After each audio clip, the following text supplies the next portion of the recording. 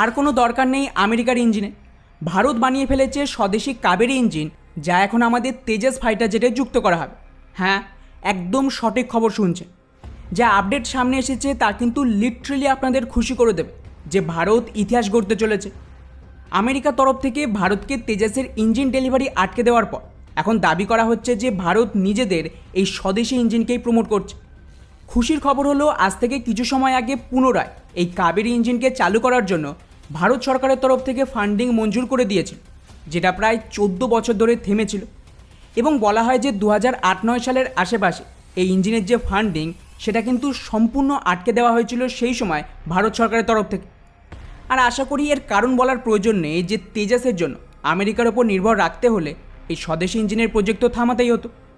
আর আমাদের এই যে সরকারি বাবু, স্পেশালি ডিফেন্সের যে বিউরোক্রেসি বা লবি রয়েছে, সেখানে কিছু কোটি টাকা দিয়ে দিলেই ওরা এই সমস্ত ফাইল আটকে দেবে।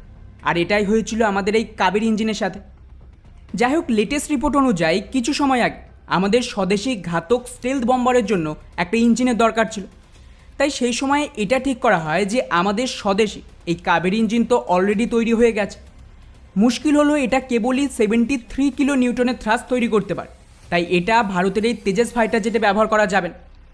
এই কারণেই এই ইঞ্জিনের একটা স্পেশাল ড্রাই কাবেরী ভেরিয়েন্ট তৈরি করা হয় এই ঘাতক ইউসেভির জন্য।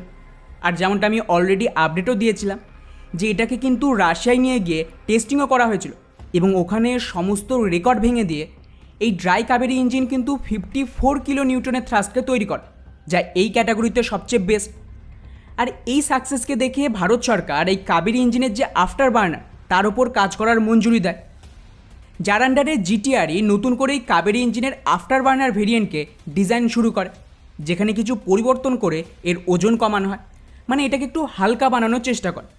এতে নতুন ব্লেড লাগানো হয়, এমনকি এর যে মেটেরিয়াল তার উপরেও কিন্তু অনেক বেশি রিসার্চ করার পর এক নতুন ধরনের মেটেরিয়ালের ব্যবহার করা হয়েছে, যাতে এটা অতিরিক্ত হিট সহ্য করতে পারে। যার আন্ডারে অলরেডি জিটিআর এই আফটার বার্নারের যে ডিজাইন তাকে কিন্তু রেডি করে ফেলেছে, এবং এই ডিজাইন এক ভেন্ডারকে দেওয়া হয়েছে এর ম্যানুফ্যাকচারিং করার জন্য। ইন্টারেস্টিং ব্যাপার হলো, এখানে যে কোম্পানিকে সিলেক্ট করা হয়েছে সেটা হলো ভারতের ব্রহ্মস এয়ারোস্পেস, যারা ভারতের এই ব্রহ্মস মিসাইলকেও তৈরি করে। কারণ ওদের কাছে তো অলরেডি এক্সপিরিয়েন্স রয়েছে র্যামজেট ইঞ্জিন তৈরি, তাই ওরা এটাকে সবচেয়ে ভালোভাবে তৈরি করতে পারে।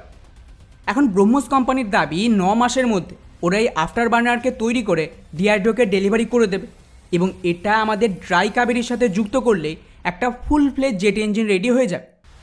রিপোর্ট অনুযায়ী যেহেতু অলরেডি ড্রাই কাবেরীর সম্পূর্ণ টেস্টিং হয়ে গেছে এবং এটা 54 কিলো নিউটনের বেশি থ্রাস্ট তৈরি করতে পারছে, তাও আবার কোনো রকম সমস্যা ছাড়াই, সেক্ষেত্রে আফটার বার্নারের সাথে এই ইঞ্জিন খুব সহজেই কিন্তু 80+ কিলো নিউটনের বেশি থ্রাস্ট তৈরি করতে পারে। আর অ্যাভারেজ 80 কিলো নিউটনের থ্রাস্ট যথেষ্ট আমাদের এই তেজাস বিমানের জন্য, অর্থাৎ এটা আমেরিকার F404 ইঞ্জিনকে পুরোপুরি রিপ্লেস করতে পারে। হ্যাঁ, ডেফিনেটলি এতে 3 বছরের সময় তো লাগবে ম্যাক্সিমাম, কারণ আফটার বার্নারকে ম্যানুফ্যাকচার করতেই 9 মাস সময় লাগবে। ততদিনে ভারতের গোদরেজ কোম্পানি যারা এই ড্রাই কাবেরী তৈরি করছে তারও ডেলিভারি দিয়ে দেবে। এরপর এই দুটোকে যুক্ত করে টেস্টিং তো করতে হবে, আর এতে ধরে নিন যে 2 বছর সময় লাগবে।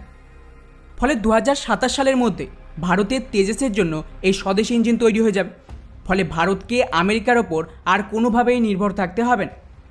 যদিও এখনকার মতন আমেরিকার ইঞ্জিন তো লাগবে, কিন্তু খুশির খবর হলো যদি কোনোভাবে ভারত এই 3 বছরের জন্য আমেরিকাকে ম্যানেজ করে নিতে পারে, তাহলে ভারতের সমস্ত চিন্তা শেষ।